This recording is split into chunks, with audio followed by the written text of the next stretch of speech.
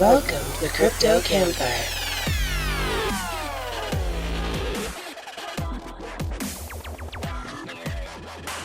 Tell them not to do something and they'll do it twice and take pictures. Mitch and the Professor, featuring special guest Litecoin Lisa. Hey guys, welcome back to the Crypto Campfire podcast. This is the Professor. And Mitch. And today we're going to be talking with Litecoin Lisa. But before we get to Lisa, let's take a look at the crypto news from the Crypto Gent. Thanks, Professor. Hello, Crypto Campfire listeners, and welcome to the cryptocurrency news in a flash with the Crypto Gent. Kazakhstan produces draft law to introduce crypto mining taxation. Amazon wants to hire blockchain experts for its ads division, and that's the cryptocurrency news in a flash with the Crypto Gent. Back to you, Professor. Thanks a lot, Crypto Gent. So, Mitch, I would say that the rap battles last night were off the hook, but for everybody listening, that's going to be the rap battles of like last Friday. But damn.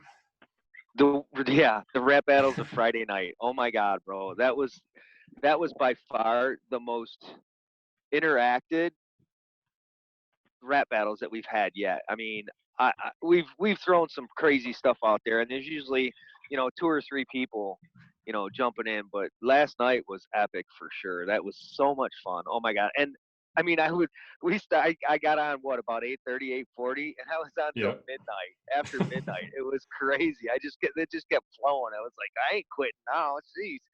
It was nuts. It was like every time I thought it was over, there was somebody new just throwing down like crazy rhymes over and over and over again. Like Mr. Mosey came in, and then Fings came in. And it was crazy, absolutely crazy. So what a great time. Just totally stoked about that. I look forward to that every Friday night. Yeah, it's the best way to end a week. It is. It really is. So without further ado, welcome, Lisa. Hey guys, thanks for having me. I'm super excited to be on your show and to have you guys on my show. I got to meet the Professor in St. Louis. And he's very, very tall, if anyone does not know this. But then I've known Mitch for a while through other meetups and just a great friendship. So great to be on your show.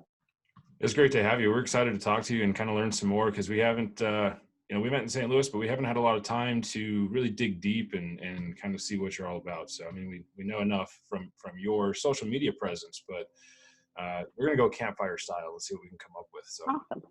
And I saw you had a nice mug there. Why don't you? Oh yeah, definitely. So I got a parting gift. We all enjoy spending so much time together. So we were all in St. Louis. A bunch of us stayed at this Airbnb that was really cool. And so then when everyone was leaving, they were giving parting gifts. And I got the Mitch mug. And my friend that I brought that was a no coiner before St. Louis, who is now decided to quit her job with the big oil company, and she's an accountant, and she's gonna start learning about cryptocurrency and do stuff for cryptocurrency and accounting and that kind of stuff. And she got the Professor mug. So we're forever a pair. I may be biased, but I think your friend got the best the best deal on it. You are biased, but that's all right. We'll let it slide. We'll let it slide. So, oh my goodness. Typical campfire fashion, I'd like to find out how you found crypto in the first place. What brought you into this space? Yeah, I have an unusual story. My 70-year-old mother gave me and my newlywed hubby some Litecoin in 2017. And then we started looking into it. When somebody gives you money, you get curious. And we were really tired of the rat race and looking for some truth and honesty. And that led us down that whole rabbit hole of learning about our own currency and how much we were being taken advantage of by the system for years now. And so that's how we got in. Was Mom gave us some Litecoin. That's amazing. That's really awesome. So, okay, so Mom got you in, right? I love your mother, by the way. She's amazing. Yeah. I'm glad we got a chance to meet her in St. Louis. That was cool. For sure. She tried so damn hard to get there. Man, what a nightmare. Canceled flights and. But you know what? It was worth every bit for her. I'm so glad. Yeah, it was a great time. I know. Well, she came home and she's like, Lisa, I never even got to see you. I was like, Mom, we slept in the same bed. She goes, I know, but we were so exhausted. We didn't talk hardly at all.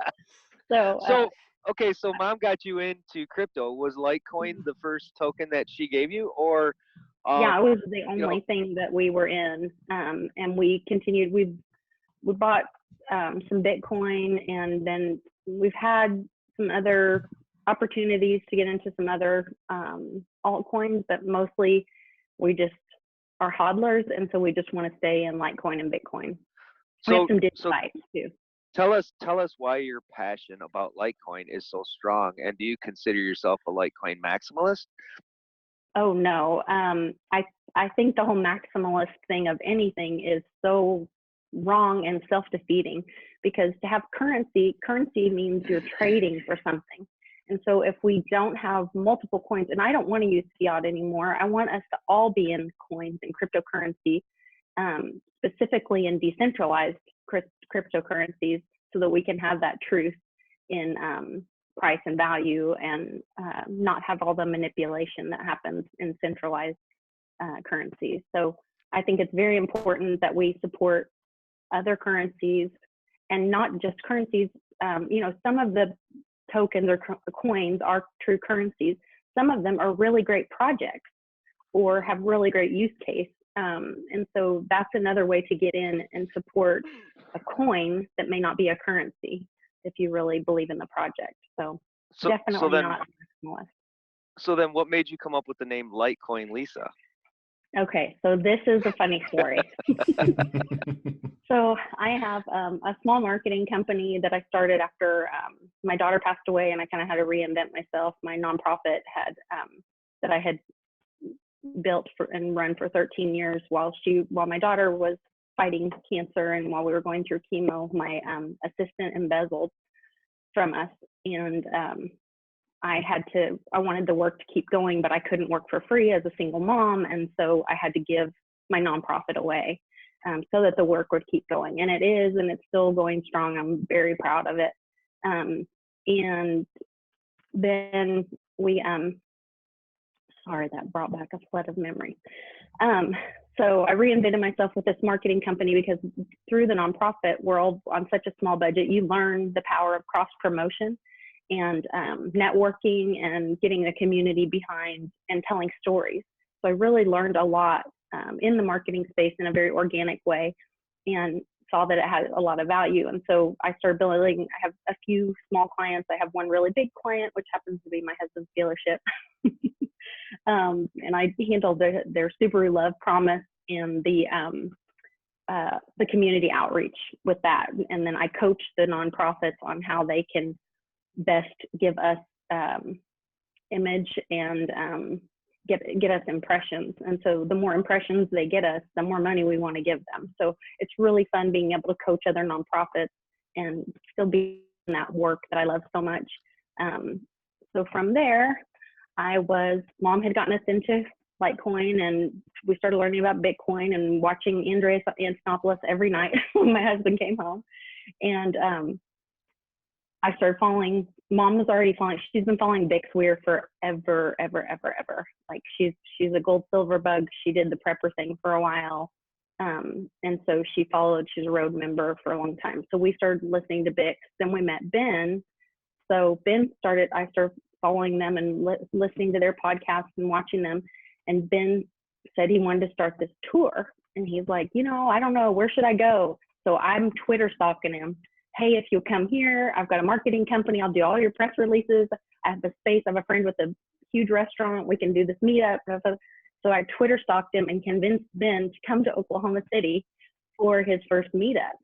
And John Kim was going to come. Well, John Kim has a child that lives close by that he has, that he gets to see and have his football time with him and whatever. And so he's like, hey, I'm going to be down there to see my son. And this is when John Kim was driving around and staying in like this roach motels. And I'm a mother of 5. And I mean, you guys can attest, I want to take care of everybody and love on everybody and make sure they're safe. And so it was just breaking my heart watching John Kim on Twitter out in these terrible places. And that, so he said he was coming to Oklahoma City too. So I said, well, if you're coming here, you have to stay with us. And so, and I've That's awesome. fostered and adopted for years. So to me, it's not weird to have people stay in your home. Anyway. Especially when you see good people that we're encounter Yeah. in Twitter, and you really get to know a person. I mean, yeah, there's still those fakies out there, but you know, it's easy to spot, and you can Yeah. tell somebody's genuineness by their, you know, daily routine, so to speak. Absolutely. Well, not to get off topic too much, but I did an interview with one person, and it was so bizarre. It's like they talked to me normal like this, and then all of a sudden I said, okay, I'm recording, and then they turned into this other person. And I was just like a little floored by it. So yeah, you definitely have to watch out for those. But anyway, back to my story about Litecoin Lisa starting. So John Kim stayed with us, and he found out that he came in late and actually missed Ben's whole meetup, because Ben goes to bed early, guys. It doesn't last long. And John Kim showed up and then stayed with us and stayed up that night talking about crypto and everything with my husband and I. And then we had, he found out that my husband had been working with he's a part of a whole auto group. They have 14 stores, all different kinds of cars. And he'd been working with corporate about trying to get them to accept Litecoin specifically, but any cryptocurrencies, but definitely Litecoin. And so John Kim's like, well, I'm going to stay and I'm going to help. And so we shot some little videos. My husband arranged a meeting with the VP of Finance, and or is that his title? I think it's the title. Anyway, some corporate guy that's in charge of the money, and they had a great meeting. And they actually found out after the end of the meeting, the guy that they were talking to he's from Brazil, and he's been sending money home every month in Bitcoin for years. So it was a really cool opportunity and fit. So now at Baltimore Subaru, we accept Litecoin, Bitcoin, and Ethereum, and I think Digibyte through the payment system, the Alliant payment system. But John Kim's the one that gave me the name Litecoin Lisa, because I told him that I was trying to reinvent myself and doing this marketing company, and I wanted to do some interviews, and I really wanted to talk about. I was going to call it New Normal. And I wanted to talk about how you find that new normal. Because for me, I'm still finding my new normal after losing my daughter. And then also getting remarried and having a new last name. And it's just really a different time for me to kind of be in this new season of life. And so I wanted to talk about that. I have so many friends that have maybe lost a spouse or had something really wonderful happen to them as well. And you get into this situation where you just have a new normal. And so I was like, but I just don't know how to go about it, and where's my whatever. And he's like, well, and then we were also drinking lots of Tito's and Fresca. No. And so yeah, and so I think we were watching a video of Ben or something. Anyway, John Kim said, or maybe, I don't know, one of us said something about, well, I can be Litecoin Lisa, or you could be Litecoin Lisa. If he's Bitcoin Ben, you can be Litecoin Lisa. There you go. Nice. That's pretty cool. That's I know the amazing. professor's just itching to ask you a question. That's I'm a sorry, cool story. I'm a talker. Yeah, I'm such a talker. That's a good thing, though. I mean, like, that's what we're here for. This is experience the community, right? And we want to hear your stories. And that's amazing to hear that John Kim is who gave you that name. It's just kind of a crazy story, like going all the way back, and I love it. Yeah, it is, and I wanted to throw a shout out to John Kim on this one. Yeah, and I wanted to say thank you, Lisa, for throwing me and Clint and J-Mac under the bus with John Kim for that giveaway. Not under the bus, but in front of the bus, because that was pretty cool. Oh no, I don't know what I did. Oh, are you talking about for the videos or? No, I'm talking about for the giveaway for Philly, the tickets that John's giving away, and then you nominated Clint and myself and J-Mac, and I just wanted to say thanks for that. Yeah, and I didn't know if the professor was going or not. I was just trying to remember off the top of my head who of you guys were wanting to go, because I'll be in Philly. I'm actually going for the whole week. I'll be there for Ben's meetup on Tuesday, and then we get to be a part of some really cool stuff Wednesday, Thursday, and then Friday night is convention, or is it just Saturday? Yeah, it's Friday night, Friday and Saturday. So I'll be there for convention, and I want you guys to be there. So Nice. It'll be I wish I could make it to that one. Philly would be amazing. I want to go visit just in general, and to make it a crypto meetup would be even better. So maybe next time around I can make Philly, but yeah, for sure. Vegas for sure. Vegas and Los Angeles Oh, for yeah. CIS. We're gonna Yes. hit those hard. Yes. Yeah, definitely. I'm bringing mom to Vegas, so she and I are gonna stay. I think we're gonna stay with Vix and Amy. Oh, sweet. And so that'll be really exciting. Great time with people that I love, and I can't wait to go to Litecoin Summit and meet some of the Litecoin Foundation people and that I haven't interviewed before. And I had a great interview with Dave Schwartz and Alan Austin and E. Currency Hodler and Joanna. So I've interviewed some of them, but not all of them. So it'll be exciting to get to meet them all. That's awesome. We'll have to do like one big live stream from Vegas. Oh, Just that'd all be get sick. together and just There'll be several, yeah. yeah. There will be a bunch, but we got to get trying to get everybody in one spot at one time and see what we can come up with. Yeah. Mitch and I were talking this morning about doing a virtual reality campfire. So there's a guy that's doing like a virtual reality crypto conference.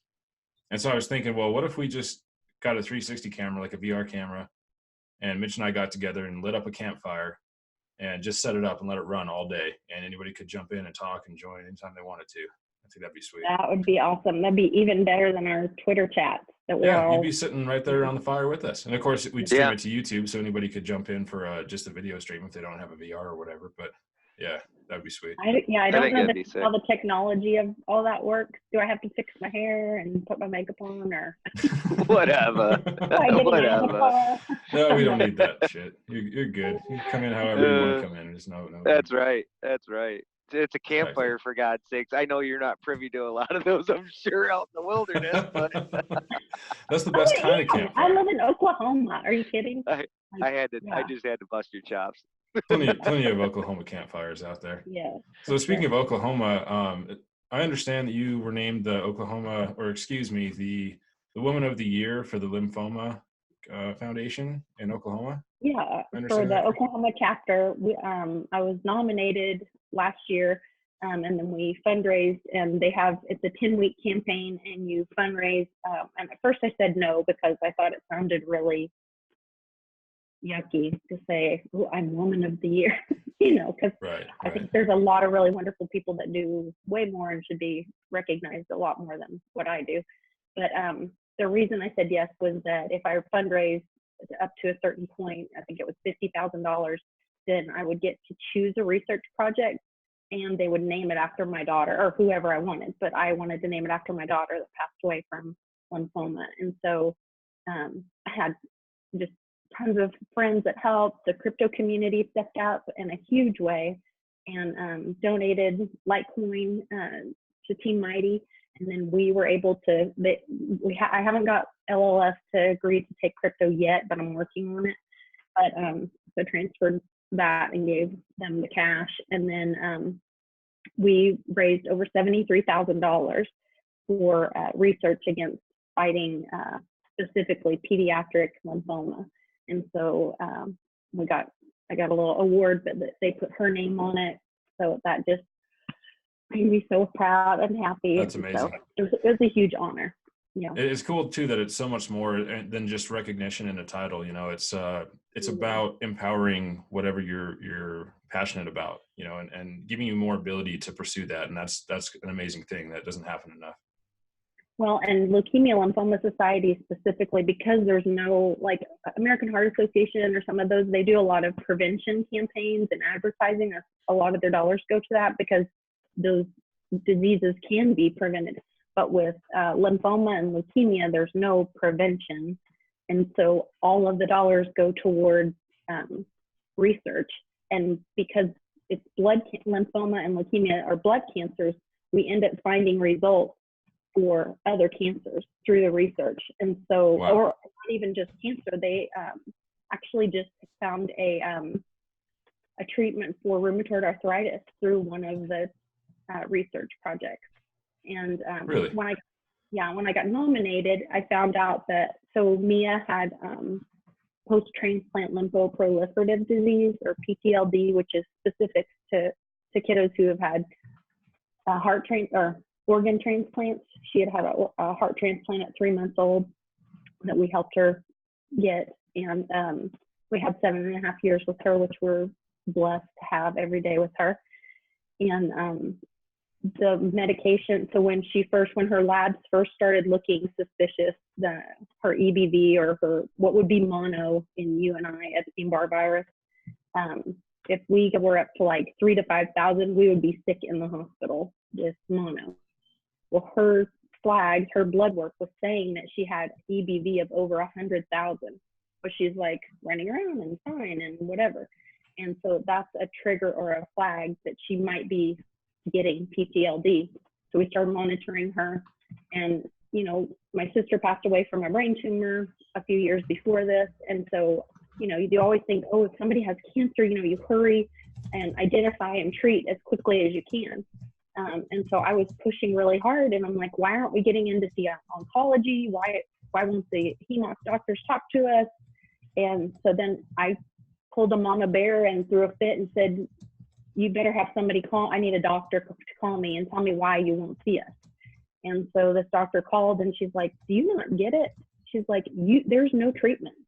She said, there's nothing for us to do until she starts forming tumors, and then we'll cut them out as we can to keep her comfortable, but there's no treatment. And I just was floored, you know, I just didn't know what to think. And then, so we kept watching her labs and doing PET scans, and she didn't have tumors. And about 18 months later, we went in and they were everywhere.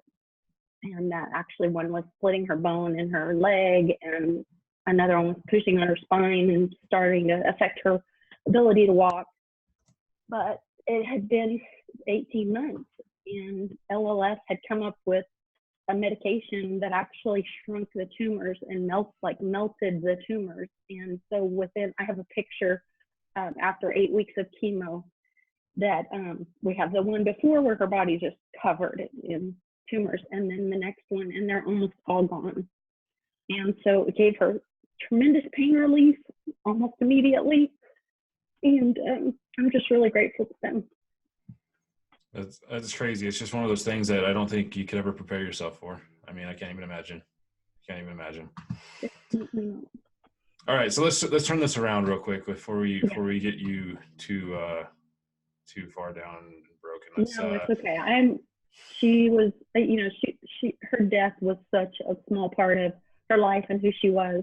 You know, we're in a very affluent, white, mostly neighborhood, and I had my little African-American doll she was just with me all the time. We were very close and connected, and she changed a lot of people's hearts and minds about foster care and adoption and adopting kids with special needs or medically fragile. And so our community looks different now because of her life. That's good. So we got to celebrate that. I like to focus on. Yeah. Absolutely. All right. So if you had to become an inanimate object for a year, what object would you choose to be? An inanimate object. Lord, that is a strange question. What would I want to be? Maybe a pillow on a couch. I don't know. That's a hard one. Not a bad one. I don't want to be outside because I don't like it cold. So I would probably, I don't know. I'll go with a pillow on a couch. That way, I like it. I could get some snuggle and love, and I'm comfortable. But sometimes I'm just there to be left alone and look pretty. Perfect. Pillow it is. That's crazy. That's funny. So, Lisa, you seen the battles last night. I seen you jump in there once or Oh twice. yeah. What did you loved think it. of the whole thing? I just love it. I think it's creative. I think you guys I could never do that. I Oh, say, sure you could. Sure, you unless gotta try. Rhyme with where I go Hey, whatever. Do it. We're gonna tag you next Friday, and you got no choice now. Oh, That's right. I'll work on it all You week. got a whole week. You got a whole week to write it. Yeah, got plenty of time. Yeah. Oh man, they were so much fun. So much. Yeah, fun you guys did a great job with that. That was fun. Well, and did you see Mom? Mom hopped in with one. Yes. Yeah. That was amazing. So, I think. Yeah, that was awesome. And I mean, just the sheer fact that more than just the people that have been kind of doing it jumped in and had fun, and you could see everybody. I mean, I could see everybody's glow through my phone. It was pretty amazing. And, you know, it was just a perfect night, you know, for me. I was sitting outside looking at the stars. The moon was bright, you know, and just letting it all out. And it felt so good at the end. You know, I think I slept the best last night that I've slept in a long time.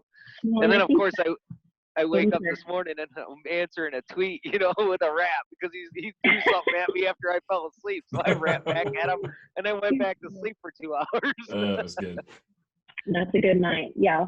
Well, and I think you guys have so much light about the crypto campfire and the spirit and the way that you guys encourage other people and bring out the best in people.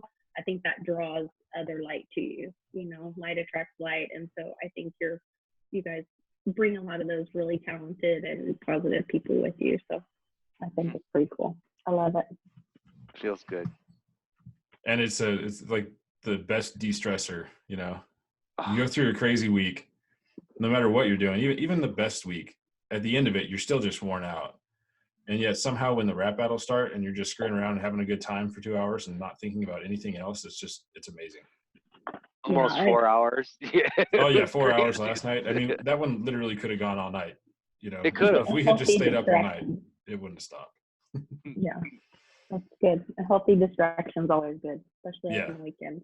Lets you decompress a little bit. So. Exactly. Yeah.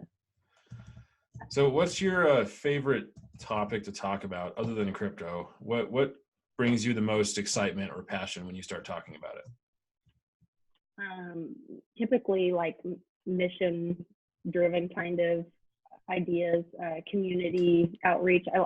I have some different thoughts about it. So recently my husband has been working on getting B Corp certified for the dealership, which once they do, which I believe he will succeed at it, they'll be the only first ever auto dealership that has been able to get a B Corp certification. And it's been really interesting learning about the values of it, because a lot of times people think that if you're nonprofit work or mission work, that you're supposed to be, you know, you're supposed to be sacrificing and so poor, and they expect you to run on a shoestring, and they don't expect any other business to operate that way, but they expect missions or nonprofits or ministries to work that way. And the B Corp certification says, no, we're going to put out a great product and we're going to do a great job with our customers, and we're going to make a lot of money so that we can help and exponentially help these issues that need, you know, assistance, that need money, the people that are out there. And then it's really important for me. I have read several books by Bob Goff, and one of them is When Helping Hurts, and he talks about how very well-intended people sometimes go on these missions, and, you know, they're taking their selfies with the kids and whatever, and they don't realize that they're helping to create and sustain an industry where they keep children in poverty because it's become an industry. And so I really like being able to talk to people about that in a loving way, because I know that they're doing it well-intended. You know, they're not thinking that it's hurting the kids. They think that they're helping because they've been sold that package that they're helping. And, you know, that school's been painted 10 times this summer by different church groups. But you can come take selfies with the little kids, and then they perpetuate their poverty, you know. And so the way to break out of that is to partner with people that actually live in the community and that will be have a sustainable relationship with them, and hold them accountable, and help them to help the people that are in those situations, the ones that want to get out of it, to help empower them to get out of it. So I'll go on and on and on and on about it. So let me ask you an easy one. I know this is an easy one. What do you like most about our meetups? When we go to meetups, what's your favorite time? What's your favorite part of them? Yeah, post meetup for sure. Yeah, the before and after, where it's just the fam. I mean, it's great. It's really exciting to be there with people that we haven't met before, because we just get so many new people at the meetups, and it's exciting to talk to them and hear their stories and how excited they are. But there's something special about, you know, we all stay in touch through Twitter chats and texting each other and whatever, but when we're all physically together, there's just like it's like the whole house is just humming with how much we all love and care for each other and what a safe place it is. No matter what we're going through in our personal lives or with a business situation. It's just, that's my favorite time. I think it's the best way for us to give more depth to our connections within the people of that family, you know, that we spend that time with. And, you know, the importance of us being together, you know, when we wake up in the morning and when we, you know, go through the day and then we crash out at night, you know, just like everything just is natural and there's nothing more pure about it than that. So well, when we're at those public meetups, it does, I mean, it's exciting and we love it, but it does kind of take it out of you a little bit because you have to be on and you want to be helpful as you can to the people that came, and you know, you want to just give it your all. And so then to be able to come back and be with the fam and feel like we're building each other up and we just fill each other back up, I think, with all that positive energy. It's a good recharge. Yeah, absolutely. The meetups are like my recharge for life. You know, when I go to those, it's like it recharges me and gives me that energy I need. You know, even though I'm high energy, it gives me more of it until the next meetup. And you know, that's the best part about them, I think. Yeah, I totally agree.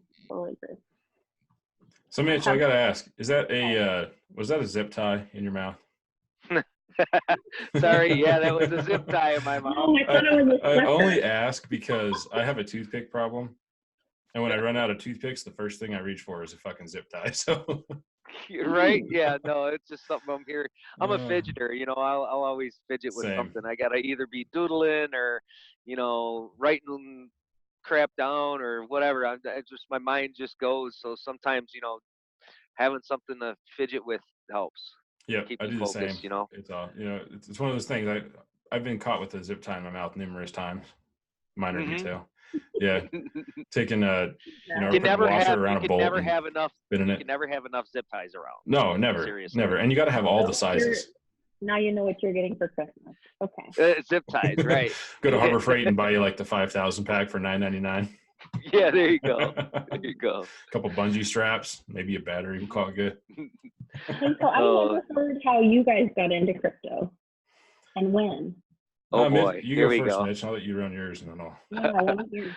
I'm curious. Well, I got into crypto because I realized the pension that I've been building for almost 30 years is not going to really amount to much, or has a good chance of not amounting to much when I retire. So, you know, I was starting to really wrap my head around, you know, other investments and what I can do for my future. And, you know, I kept hearing about cryptocurrency. I kept hearing about Bitcoin more or less. And, you know, the more I read about it, the more intrigued I became. So I researched it for probably about 3 or 4 months. And then I started hearing certain guys at work, you know, it'd catch my ear now. And I'd hear guys at work talking about it. So I was like, you know, trying to learn from them. Okay, so what's it about? You know, trying to wrap my head around it really. And then finally, January of 18, you know, I was like, I'm getting in this. I don't care where the market's at. You know, the market was way high. And I told my buddy, I says, hey, you know, hook me up. Show me how to get into this. And he goes, you don't want to get into it. And I said, yes, I do. I don't care. It's not about today. It's not about tomorrow, but it's about the future. So, you know, I hooked up with him and, you know, we set up my Coinbase, we set up my Binance, we set up the 2FA, all that stuff. And then, you know, the first token I bought was Ethereum. And after that, you know, I've been buying the dips ever since. So, you know, that's how I really got into crypto, and how I fell in love with adoption of cryptocurrency, I think was witnessing, I would have to say it was probably Jonny Litecoin was the first real vision that I seen that had passion about what he was doing, and it really struck me a lot. And so it kind of made a turn in my path. You know, I mean, at first my thoughts were about, you know, finances and about monetary gain. And then when, you know, I was really getting more in depth in Twitter and putting myself out there as what I wanted to see on Twitter, because I seen so much negativity. And, you know, just like my profile says, I'm just an average dude, you know, I'm a carpenter, and I just wanted to bring positivity and wisdom of years, right? Wisdom of experiences to a space that didn't seem to have a whole lot of that, you know, because Yeah. it was such a um, young space, right? So I felt that, you know, that's what I was being called to do. And then after that, I seen Jonny, and, you know, it just sparked this fire in me and this passion. And the more I learned, the more that passion grew, and the more, you know, I started putting my face out on Twitter, because it was always about, oh my God, you can't show your face, you know, you Yeah. got to be anonymous, and you got to this and you got to that. And after a while, that's how you see truth. You see truth with your eyes. You don't, and you can hear words, but until you see the person with those words, you can't feel the impact that person's trying to have. Well, and it also holds you accountable as well, because you are putting your face out there. I think about all those keyboard warriors that they are sitting there, you know, with an image on their profile, and then they go attack people. And like, if you might not do that if you had your face on there, you know, Right. I think it holds Right. you accountable for being your true self as well. But I mean, you know, I guess that was the reason. If I wanted people to believe in me, they had to see me for who I am. They had to see Mitch, right? They have to see my face. They have to feel my energy outside of just my type. So yeah, I that's how I got into crypto. That's where I've gone in crypto. I mean, there's other things we could go down the rabbit hole about, like the project that the professor and I are in, and how we met and all that stuff. But Yeah. the journey has just been incredible. And, you know, my first meetup being New Jersey was just, That was a really special time. Yeah. It was, you know, and we, you know, that was the first, we stayed in that, we shared that hotel room, right? The four of us, my brother, you know, my little brother came with me. That was the best part for me. And then, you know, getting to actually meet you and meet all these wonderful people, and meet Jonny, you know, shake his hand, and, you know, meet Bitcoin Ben. And it was the start of this beautiful journey that we're on. Really, it was the start Mom's for me. manicotti. You can't forget about Mom's manicotti. Oh my that we had. God, We right? The through food. The airport. We You know, hanging out with you guys. Yeah, awesome. Hanging out with you guys was definitely the best. And that was the first and last time I said to myself, from now on, I'm staying with these guys. I'm going to be part of this, you know, because it's just the love and the genuineness of you all is what's really just like grabbed hold. So yeah, I'm not all about one token or another. I'm about cryptocurrency, and I'm passionate about crypto, and I believe in a lot of different projects. But the family that I see here, the Litecoin family, and maybe it's because I haven't witnessed a lot of other families, so to speak, within the communities. But the passion that comes from this family is what's kept me here, you know. Yeah. So yeah, loving the journey. Professor, sorry, I got a little carried away. That's good. You get excited. I forgive you. I'm just gonna say I'm a little jealous of the manicotti. Oh my God, I'm just saying, dude. Next time you come, sick. or maybe we can do a meetup in Oklahoma or Arkansas. She lives in Arkansas, and I live in Oklahoma. There we go. We'll have to make that happen. She would love to have you all. She has a big giant house. You guys could all come stay there, and she'll cook for you the whole time. She loves it. That'd be amazing. My little brother's going to be in Oklahoma before too long from Texas. So right just above the border. So I'll probably be down there once or twice. Well, and you'll have to tell him to come stay with us, or have meet us for dinner or something. I don't know. Yeah. Yeah. Again. Oh yeah, it'd be cool. We'll make it happen. I got to meet your brother at some point too. I haven't had a chance to meet him yet, so. It's coming, man. It's coming. We are gonna if everything falls together, and you know if the monetary side of this thing can carry us through, because it's not about right now. My investments are just, they're struggling because I don't focus on them. I focus on adoption. So eventually we will have the ability to be able to just go where we want, have our campfires, and do all that stuff on the spot, and just say, hey, let's go here or whatever. So there's opportunities are coming. I'm looking forward to the future for that, for sure. Oh, it's going to be amazing. It's going to be sick.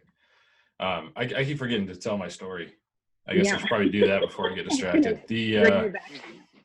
Back around, get my head back on track. Wake up this morning. So I actually first heard about Bitcoin. It was either late 2009 or early 2010. I moved out of that house August of 2010. So sometime before then, I was selling stuff on Craigslist to help pay for college. And there was a guy who posted on the barter section wanting to trade stuff to receive Bitcoin. And I was like, okay, what is this Bitcoin thing? And I looked it up. I got to some forum, if I recall. I don't even know what it was. I don't remember what it said about Bitcoin. Whatever it was did not intrigue me. You know, it wasn't, I don't know if it was a bad source of information or if I wasn't open-minded enough. I don't even remember, to be honest with you. And so I forgot about it until 2016. In 2016, I traded a motorcycle for a whole bunch of stuff. And one of those things was a Butterfly Labs Bitcoin miner. And I thought, oh, cool. Well, Bitcoin, I heard of that before, and I looked it up, and it was $500. And I didn't know what it was at the time because I never got that far. I mean, I know now because of history, but so I was like, well, it's $500. It looks like it was a lot cheaper back then. Maybe I should try mining some of this and just see what happens. So I hooked up my miner, set up a wallet. I ended up mining, I don't know, 30 days worth of Bitcoin. I can't remember what the actual Satoshi value was, but I mined Bitcoin for about a month. The power supply blew up on the miner. It was $50 for a new one. I ordered the parts to fix that one, and then I never had time to do it. In fact, I still have that power supply here somewhere. So that blew up, and I forgot about Bitcoin again. And then in 2017, I saw the news that it was 20,000. And of course, I'm like, well, shit, I've got some Bitcoin. How much do I have? It was worth like $15 when it was $20,000 of Bitcoin. So that shows you how much I mined. I didn't make very much, but that was exciting to me. I was like, oh, cool. I have some Bitcoin. Now I have enough. I can get into this and figure it out. So other than Bitcoin, the first token I ever got was XRP.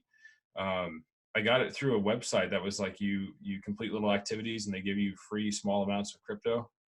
Because I was like, how do I get in? How do I get this? I didn't even know how to buy it at the time. So I played that a little bit. I ended up with like 7 XRP or 8 XRP. I'm like, this is great.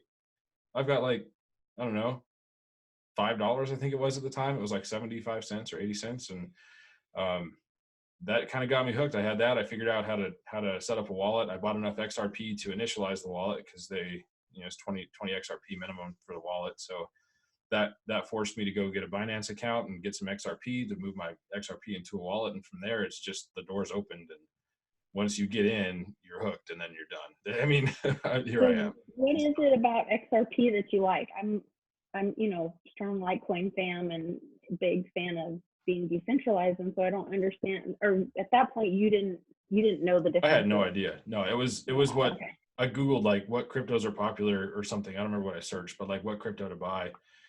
Or I'm sure it was probably altcoin at the time. I don't even know if I knew the word crypto yet, but XRP was just one of the first things that popped up, and I actually called it Ripple at the time because that was before they made that push to don't call the token Ripple. So yeah, I had no idea what they were even doing. It was just exciting, and I was playing with things, and now looking at XRP, I still like it. But it's just a totally different use case than LTC. So it's not, I don't see it as a competitor, it is a currency, but it's really designed as a tool for larger companies and banks and stuff like that to send money overseas.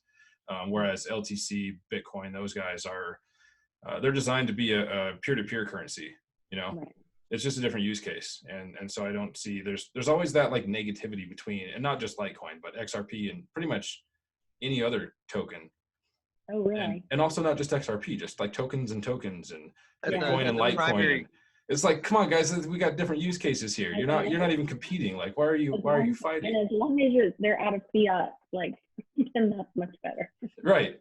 Exactly. You're all here together. This is a family. Like the XRP guys hate the Tron guys, and the Tron guys hate the XRP guys, and it's like Tron's a DApp platform. XRP is a bank-to-bank currency. Like, what the hell? Does it matter? Right. That's like, I hate Google because I don't like Ford, or because I like Chevy or something like. Right. Makes sense.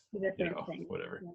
I think like Lisa said, one of the biggest reasons for XRP is that it's thought to be or thought of or is a centralized entity, and so a lot of people that are in this space are big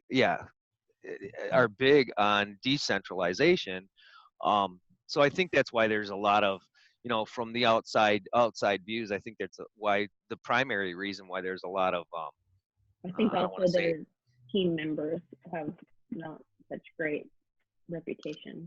Yeah, I mean that's just it. Like I totally understand Yeah. why a lot of people aren't excited about XRP, and that's fine. It's cool. Like Yeah. I'm also not going to be upset if you don't like XRP, because I'm not an XRP fan either. I just happen to have some because Right. why Well, not? and I spent to me, I it spent doesn't matter. If you don't like it, don't buy it. If Right. somebody Yeah, it's tells you whatever. exactly. don't buy it. Exactly. I spent Yep. 4 hours with this guy yesterday talking crypto, that the guy that I met a week ago. And we hooked up at lunchtime and we were in his office and it turned out to be 4 hours. And, I heard so much more outside view of XRP. He's really big on XRP and he gave me all his reasons for it. And I was just blown away with all this information this guy had. And, his thing is XRP, because they are so in tune with institutions, that they are going to be one of the larger influx avenues for institutional money, right? And to also help governments create their own tokenized economy. And that's big for the crypto space. So, when you look at people that have legitimate opinions and views about something, and they have a lot of information to back up those views, it really gives you a different perspective to look at a different point of view, I guess, for Right. a lack of better word. So, and that's why I'm open to a lot of differences. I'm open to a lot of different things. And the professor hit it too, it's not a competition, and that's what I think the overall space needs to grab hold of, is that we are here for what? We're here because of cryptocurrency. We're not here because of just Right. Bitcoin. We're not here just because of, Skycoin, or we're not here, we're not here for one sole purpose. We're here for the purpose of spreading adoption and embracing the freedom that it's bringing to us. And I think once people can grab hold of that and keep that mindset, the little animosities and little bickering that goes back and forth just needs to stop. There's no call for it. There's no reason for it. Right. But When one of us win, then we're all gonna win. It's just that's right. You know, That's right. Team effort. Tide raises all ships or whatever. So yeah, we need to be supportive of each other for sure. Absolutely. Do you guys share crypto? I know I've seen Mitch do it at the meetup. Professor, do you share, even not at meetups, like in your just daily life, do you share crypto with your friends, family, people in your life? Yep. Yeah, we really love the concept of spreading adoption.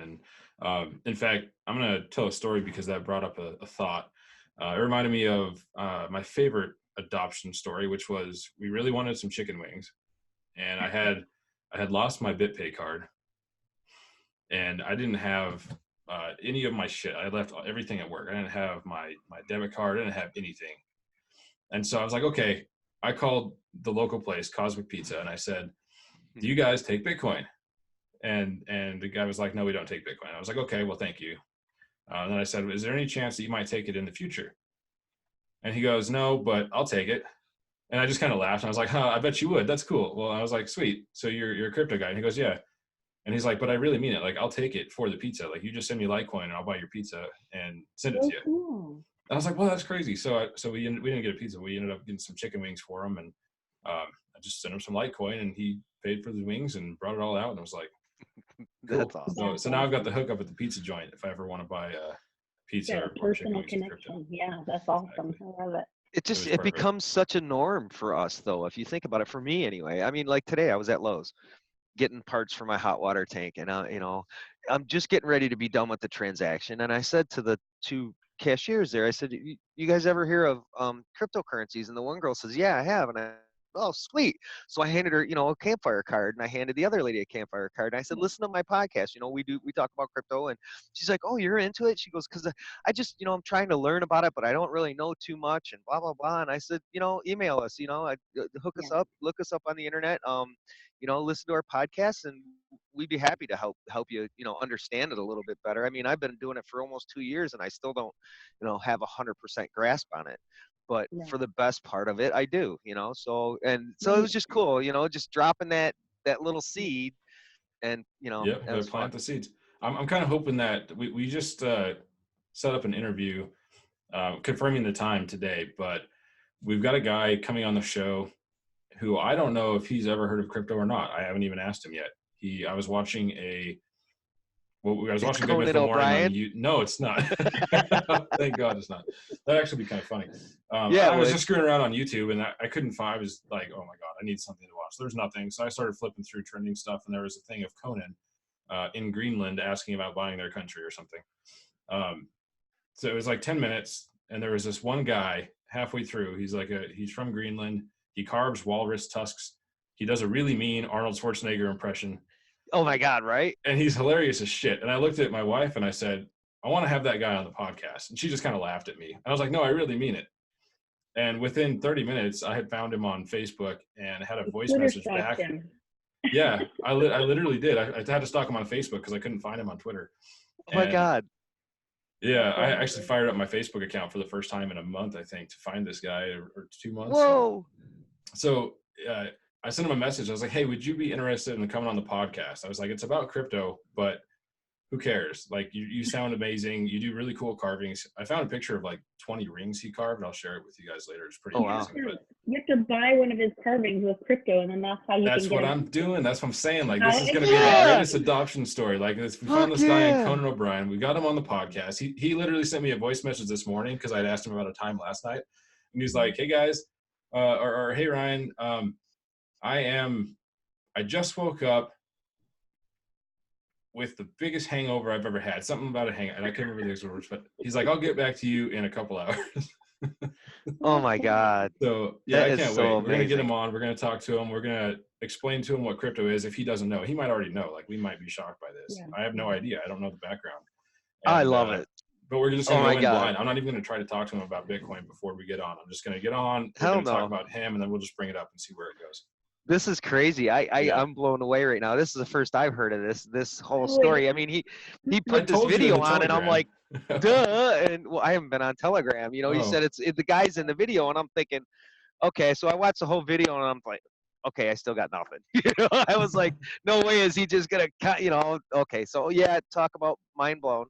Yep, right here, mind blown. That'll be sweet. So yeah, we're gonna have that guy on. I'm kind of excited for that. I didn't think I was ever going to find him, but I was like, how many guys named Kim that carve walrus tusks can there be in the one city in Greenland? Like, I've got to be able to find this guy. That's awesome. He's this guy here. He's my digger, the digger sleuth. Yeah. You to have, well, and it's been really exciting for me. I mean, there's these people that like my mom's been watching forever, and now like I stay with them when we go to Meetup. Right, it's crazy. Sing with them, in fact. Followed Arcane Bear since the beginning. And he and I keep missing each other, but he's going to come on my show. You know, I just had BitBoy yesterday, which he's an OG. He's been in since 2012. So it's really exciting. And I think because the adoption benefits everyone, that it fosters this community where we're all cross-promoting and being excited to, like, BitBoy was so cool about, he's like, you know, I'm not going to charge people or whatever. He's like, I mean, if there's somebody upcoming that they want to get on and talk about Twitter or talk about crypto, I'm going to help them because that helps build crypto, which I benefit from. So I think it's really cool, just the space and the kind of people that are in it, the community, and how much they encourage each other. And, you know, there's some people that I'm sure think they're a big deal and wouldn't slum it with me. But for the most part, I just had a great response from, there's a bunch of really strong women in this space as well. Crypto Wendy and Alt Q, this girl. Alt Q. Yeah, she is really cool.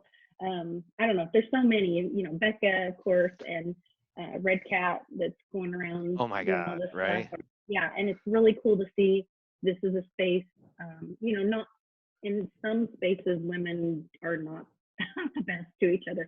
And in this space, it just seems really different, at least with this group of women that I've met. So it's exciting to be in this community at this time. So on that note, let's have a closing statement, if you will, or however you want to answer it. But see if you can do this in 3,000 words or less. Who in the crypto space? Asking a lot from me. Who in the crypto sphere has inspired you the most? I kind of have an idea of the answer, but I'm curious. Oh. You know, inspired me. I mean, it's probably be your mom, but I'm thinking deeper than that. Well, okay, so there's lots of people in different ways. My mom for sure, because she's just that outside the box, high risk taker. She's been that way her whole life. She's had so many careers, I can't even tell you. She's been a cattle rancher, president of a goat association. She's raised bees. She's had a bunch of kids. She's had a bunch of dogs. She's been a gardener. She's written books, whatever. So she's really inspiring to me. But getting into the crypto space, someone who challenges me and has made my whole world look different is probably Jeff Berwick. He challenges me not to choose safety over my freedom. And as a woman, that's very scary. But then it's like, well, then no, empower yourself. Go learn, get your concealed carry and learn how to protect yourself. Take some self-defense classes. Learn about, don't just be, so for 20 years, I was in a very abusive and controlling marriage. And I'm free from that. And I get to be my whole self. And it's so empowering. And so when I heard Jeff Berwick talking about how people so many times will give up their freedom for what is the saying? No, I'm going to say it wrong. But they'll give up their freedom for convenience, basically. We'll let it scan our face because we don't want to have to remember our passwords. And we'll believe somebody says, oh, no, that's really too, we need to learn how to do that. Now with Google, we can learn just about anything. We're all capable of so much, whether it's protecting ourselves physically or learning new things, learning about technology. I'm just starting to really get into that and learning about the security of technology that we can use, that we all should be using, so that we can be out there more. If you're safe, if you have strong fences, then you can engage with the public more. So I'd have to say he really changed my mindset and was very empowering for me to learn to take that responsibility in my own hands. That's so awesome. Well so said. awesome. Lisa, this has been amazing. We really enjoyed having you on the show. This is probably one of the longest ones we've done in a recent times, but the conversation was amazing. It just flows. And, I enjoyed being on your show. That was a lot of fun, and looking forward to watching this on your show again. And, seeing how it goes. I really enjoyed the flow of the conversation, as always. Love you guys so much, and I can't wait for our next meetup. And oh my God, right? These great podcasts. I love listening to you guys in the car. Put the podcast on, driving around in the Jag, top down, blasting the campfire. Nice. So. That's so awesome. That's so awesome. And coming from a family of brothers, yourself, Kat, Amina, Nana, Becca, yes, you guys are like sisters that I just never grew up with, right? And I just really embrace that. So I'm proud to be associated on the level with you guys that I am, and that the Campfire is. So thank you. And for you're that. going to be able It's been a to journey. blast some beats on that Jaguar here pretty soon too. Boom, baby. We are mixing. So we're going to talk about that here in a second. Crypto rap battles. Yeah, like legit. Yep. We're recording a song. Oh, cool. Oh yeah. It'll be crazy. So the professor dropped it last night, so you got to look it up. He put the link in our Campfire chat too. But I mean, this dude just dropped some shit. It blew me away, and I'm like, "Are you serious right now?" I got to admit, I'm a little jealous. I'm a little jealous, right? I mean, his flow, the voice, whatever. I can write it. I can't spit it. You guys are a great team, so I'm sure it will be wonderful. It'll be funny as hell if nothing else. Thanks for my hat, by the way. I forgot to say. I don't know if you saw my hat. Perfect. I love it. Oh, is that an autograph? Damn! That was like the first one ever. Yeah, I got an autograph hat from Mitch. So that's perfect. It's my awesome. Podcast. So, all right. All right, Lisa. Take care. I love you guys, and I'll see you at the next meetup. Yeah, love you, sis. Looking forward to it. I'll see you in 2 weeks. Okay. Bye. Bye. Man, that was awesome. That was great. amazing. That one, Yes. I say this all the time, but that one was also a long time coming. Oh my goodness, wasn't it though? And we've been working on that since before New Jersey, actually. Yeah. So before June. I mean, that's how long we've been working on that conversation, and we finally had it. So that was awesome. Yep. It was awesome. I'm on a cloud today, bro. I'm definitely on a cloud. And last night was like the rocket ship just starting off. Oh yeah, I mean, it's almost like we're starting the week on the rap battles. We always say we're ending them, but it's like we're ending them and starting it like all at the same time because you get that right, because it refreshes all that. Yeah, and then like that, but a fresh start at the same time. It's amazing. It's cool. It's like a dump of all that negative shit that builds up during the week, and just an influx of all this positive stuff to get you through the next. I mean, exactly. Seriously. All right, I'm going to do something different. I didn't ask you this on the podcast. We didn't get to ask Lisa this on the podcast. So I'm going to ask you right now. Okay. Just to see what comes to your mind. So we did the trending thing, the trending hashtag thing on the last episode. Today, the trending hashtag I picked was just hashtag serendipity. What's the first thing that comes to your mind when you hear that? Oh, like our rap battles, or meeting the people I've met. Yeah. Totally serendipitous. Okay, I have a new word. I got a lot of big words in my repertoire, but now that one's definitely one that I'll use more. You have to sneak that one into the rap battles. Yeah, there you go. Oh my God, could that be? Let me think. Serendipity or serendipitous? Serendipitous, kind of righteous. See, there you go. Let's start. Perfect. Yeah. We'll get there. Serendipity, but that's that's one of the whole things that we kind of feed on for this podcast, right? It's just some of these things just kind of fall into place, and we end up with some of the great interviews and some amazing experiences and fantastic friendships. So we just keep on doing what we're doing and keep meeting these new people, and it just keeps getting better every day, man. Exactly. Looking forward to the upcoming podcasts that we have. Looking forward to, this whole journey and spending it with everybody out here, and it just goes to show that when you truly put the people up on the pedestal that deserve to be up there, and that's the community, everything else just falls into place, because without them, we don't exist. We don't have a voice. Exactly. So thank you to the community for supporting us. I say this all the time, but I'll continue to say it until the day that the Campfire no longer exists, and that's going to be quite some time from now. But thank you all for your support, and thank you all for sharing us, spreading us out there, helping spread this wildfire that this has become, I should say. And, keep the fight, people. Keep the fight. We'll lead the charge. Not a problem. 100%. On that note, have a great day. Thanks for listening to the show. Big shout out to you guys and everybody that joined the rap battles on Friday night. That was insane. Big shout out to Beatscoin, because they're definitely opening doors for us in different ways. So we got to throw that out there. And everybody else, man, we love you all. Have a good day. Take it easy. Peace.